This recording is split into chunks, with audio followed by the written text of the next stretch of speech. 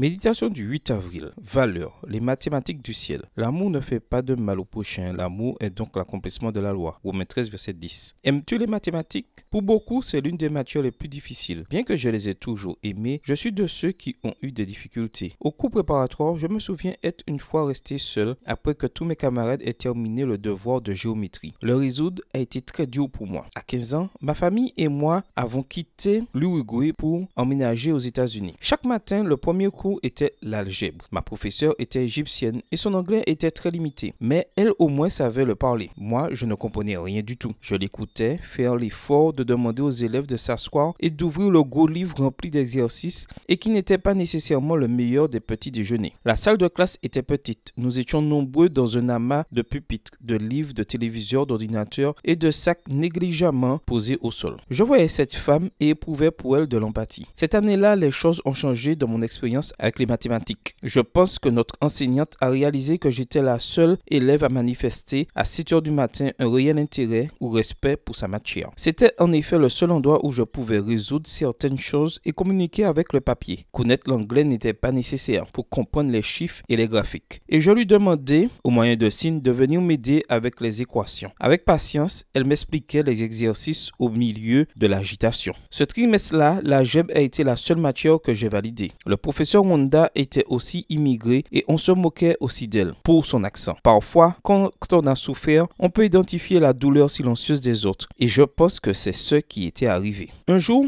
après m'avoir expliqué un sujet compliqué au moyen de gribouillage et de signes, je lui ai fait comprendre que j'avais compris et nous avons souri, toutes les deux satisfaites de cette langue universelle. Nous croyons l'une en l'autre, nous nous prêtions de l'attention et cela suffisait pour ne pas nous perdre dans cet environnement hostile. Platon disait: faites preuve de gentillesse envers tous ceux que tu rencontres, leur combat est peut-être plus dur que le tien. Jésus nous a en cela donné le plus grand exemple et aujourd'hui, tu peux montrer en qui tu crois en exerçant la bonté qu'il met en nous, accomplissant ainsi sa loi. Bonne journée à toi et que le Seigneur te bénisse.